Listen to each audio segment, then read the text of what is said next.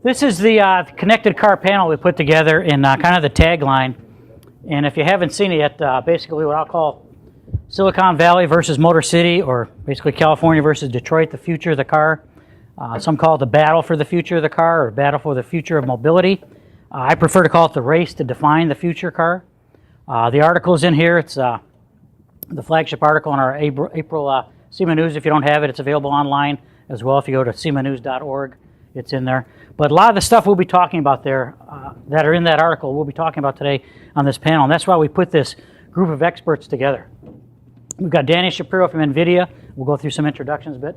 Steve Witt from Alpine and Vox, and a great CEA and CES supporter, as well as connecting what I'm going to call the automotive and consumer electronics industries. And Steve has operated at that board level for many years, right?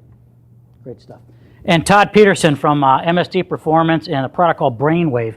How many folks saw Brainwave or demonstration of Brainwave at the show? That's good. And Todd will be telling you more about that. And Todd's a bona fide entrepreneur with some of the companies he owns, the military aircraft battery as well. Cool stuff. Lightweighting ammunition as well for the Dillon machine gun. So Fantastic. I remember when Bo Bachman put the machine guns in a Pontiac Solstice. I remember that. Yeah. Why did he do that? Because he could. Right? It's a good car customization feature. You can, Yeah, exactly. I got all kinds of ideas on that. Road rage to a whole new level. And we're very fortunate to have John Ellis here from Ford, OpenXC, and Ford's involvement with us. And John heads up a lot of the cool stuff. And John will tell you he's not a car guy, but he's a software guy. But he's a car guy too. And I think what John is doing for us as SEMA by being here, the OpenXC, the whole Sync app, and I think Ford's dropping the Sync logo, right? Didn't I just hear that? I don't think so. Something like that. Maybe. But anyway, John's here. it's just part of the logo. But if you saw, there was an open invitation to SEMA members a couple months ago to join the program for apps developers to get what you call the SDK, System Software Development Kit. And I think it's in Ford, at Ford headquarters in Dearborn at the Ford Center there. What's the date? June? Well, the date's potentially going to move. We've got some conflicts we're hearing from some of our members, but currently scheduled for June 25th and 6th. June 25th. Be there.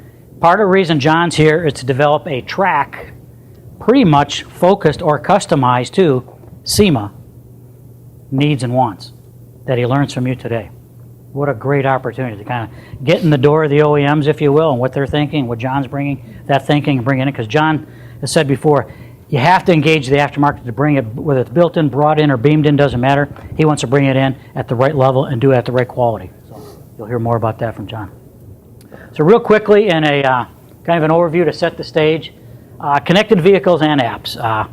Gary mentioned earlier about making products things, but there are just as many, I'd say, garage apps enthusiasts as well. And there is no home for apps developers yet. You've seen some of the hackathons and that have gone on, and I've mentioned this before, that SEMA members have been hacking into vehicles for 25 years and usually go into OEM jail for it, right?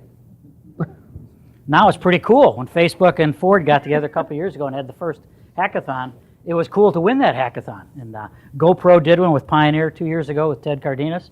And GoPro, this 17-year-old kid, took the GoPro and integrated with an app so that you could get all the metrics, your speed, et cetera, from your car right into the OBD2 port, right onto the integrated onto the GoPro footage. Pretty cool stuff, and he won the Pioneer Award at the SEMA show for that. AT&T has had him at CES for the last 2 or 3 years. Lots of things happen to bring that non-endemic. So I think it is, yes, it's making stuff, but it's also getting the apps out there. And I think the best story I think I saw was a kid from London, I think. He got 30 million from Google or someone for his app. Yahoo. There you 16 million. 16 million. Okay, not bad. Not bad. That's almost like Livio and Jake Siegel. Jake's not here. Jake was on the agenda. But since John's company bought Livio out of Ferndale, Michigan, Jake said, John can talk about it. So Jake's off to his next. How many people are familiar with Livio? No. Kind of a cool startup that Jake started in his bedroom from a loan from his mother. And it's basically integrating apps through Pandora Radio, which started about the time Jake started. And another one of those apps success stories. Gary showed something like this before, and basically it showed it. This is the Gartner hype curve that I stole. Basically the technology trigger, peak of inflated expectations, Then it goes through that trough of disillusionment. Think of electric cars, think of things back to Henry Ford's day. Again, the faster horse type of focus group thinking, going through that trough of illusionment. Where do SEMA members live? Gary asked that. I'll ask it again. Where do SEMA members live on that curve? Under that roof of the plateau of productivity. They didn't invent, but they sure as hell know how to put it together. And where the application context is. How can I make this into a business and bring it together? Stuart showed a lot of that with the great design insights and the great people that brought those design trends to the automotive industry through their design work and their engineering work. So I think that slope of enlightenment, that plateau of productivity, is where SEMA lives. Two of what I call the patron saints of where the industry is going. One is certainly Alan Mulally, and when he came in 2006, he joined Ford the same time I joined SEMA the same month, and strange because he sent me a letter when he came to Detroit, and Alan and I both grew up on the Stealth program. And he was head of product development at Boeing, and I was the chief engineer for structural integrity at Northrop when we were designing the B-2 bomber, actually here in Pico Rivera, California. And we got together then, and we actually went to Ford through an NSA agreement to learn about the 1986 Taurus, which was at the time one of the most avant-garde processes for developing automotive vehicles in the future. Kind of cool, but long story short, so anyway, Alan came back to automotive. I ended up moving to Detroit at the same time, and he did, so long story. But he is, I think, one of the patron saints that saw the value of what these gentlemen are going to talk about in just a few minutes. The connected car. And there's different levels. NHTSA has 5 levels of autonomous to automated to self-driving. As Gary mentioned, it's more of a captain approach.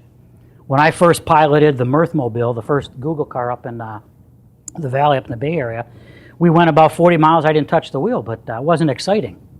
We saw everything happening on the screen much faster than you could possibly do yourself. And now with the Lexus and some of the refinements that Anthony Lewandowski has at Google, and you actually pilot that car or captain that car, you could be working on anything you want. And Anthony uses it for his drive from Berkeley down to Mountain View every day. So it's there. Absolutely. Yep. And 4 states already have the legislation that a driverless car, as long as someone's in the car, is legal. California, Nevada, Florida, and Michigan. So it's coming. Again, is it for everybody? Absolutely not. Some people want the joy of driving still. Some people want to, if you're driving from here to the SEMA show in Vegas, maybe there's a stretch you don't want to drive and you want it on autopilot or automated driving. But it's up to you to have that choice. And lots of different things that come with it. It may not be the technology, but it'll certainly be the context of how people want to use a driverless car. Again, that Gary talked about, the future of mobility. The zip cars and things like that where you can rent a ride or rent a car, whatever it may be that has that. And if you get a chance to go to the Google campus, anyone ever been there? You can pick up a car, drive it. Danny obviously knows that. But you can literally say, the driverless go-karts have been there forever, the golf carts. Come pick you up and take you where you want to go. There's no one there. You just program it on your phone. It shows up where your address is and takes you where you want to go. And it stays there. And then you either ride a bicycle back or get another ride or whatever. But they've proven that out for years.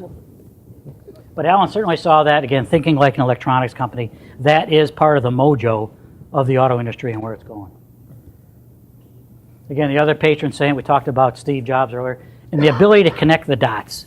Steve had a great example of connecting the dots, and I think it really is relevant to today's discussion because most companies don't have people that have enough diverse dots to connect.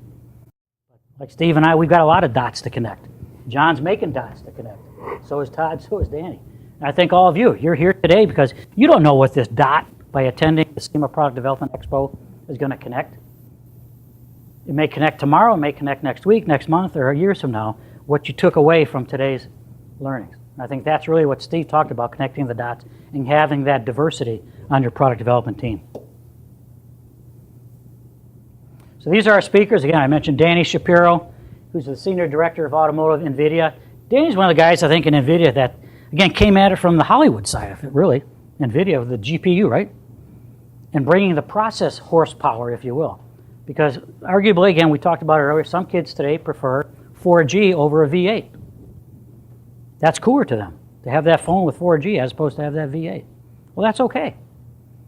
But they also want the fastest cars and the smartest cars. again, and bringing the cool factor to what NVIDIA does, and Dan will talk about that. Steve Witt, again, as I mentioned, he's like not just audio, but automotive and consumer electronics expert, bringing his wisdom from connecting, basically, Silicon Valley and Detroit. Again, I mentioned earlier that SEMA show is the greatest show on wheels. CES is the Super Bowl of technology. We need both. So it's not necessarily a battle or a race as a zero-sum game.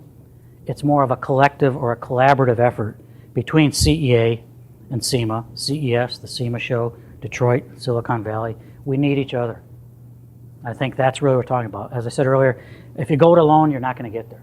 It's a no-go. You got to work together. And Todd Petersen, Chief Innovation Officer at MSD Performance.